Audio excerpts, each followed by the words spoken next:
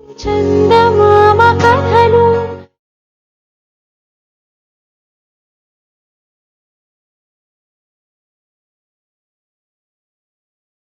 Hi everyone. Today's story is A Competent Teacher. Bhimsen, the king of Vilaspuri, returned to his kingdom after traveling to his neighboring kingdoms on a goodwill visit. As soon as he arrived, he called aside his chief minister Vanaspati and briefed him about his trip. I have learnt a few things from my trip which are worth being adopted in our kingdom.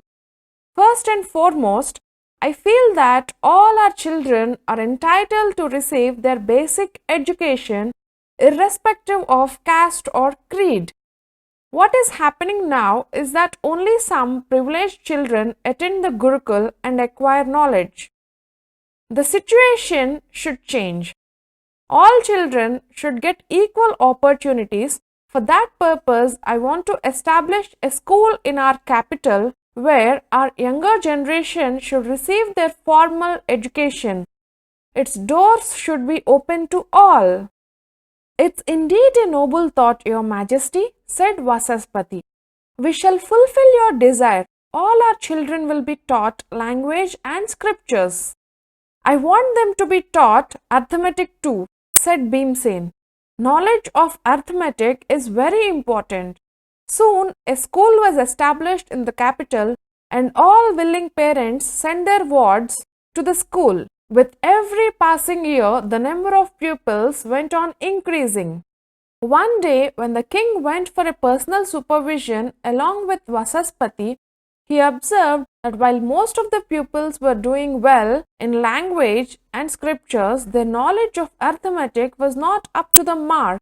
This worried the king, who discussed the matter with his chief minister. I am surprised to find that in spite of very good teachers in arithmetic, the performance of pupils is unsatisfactory. Can you tell me the reason? Asked the king.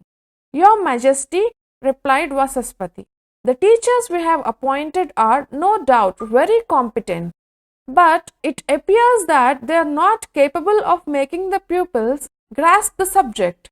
In my opinion, we have to look for a really competent teacher for that subject. Then please find out such a person and appoint him, said the king. Vasaspati started scouting for a good talented teacher in Vilaspuri as well as from other kingdoms.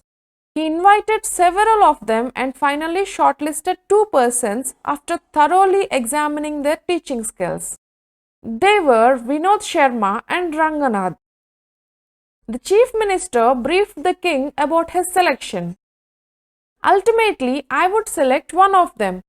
To assess who is more suitable, I shall let them choose a batch of 10 pupils, each from our school, and teach them. After about 6 months, we shall check the progress of the pupils and accordingly judge the competence of the teachers. The king agreed to this suggestion. 6 months passed. One day, the king visited the school along with Vasaspati and tested the pupils for their progress in arithmetic. While the pupils taught by Vinod Sharma showed tremendous progress, those under Ranganath were only moderate. Sharma beamed proudly and said, I handpicked bright boys from the school and made them extraordinary by my efficient teaching. Ranganath said politely, I selected a bunch of dull-witted boys and have succeeded in raising their level to the average. If you give me another 6 months, I can make them fare better.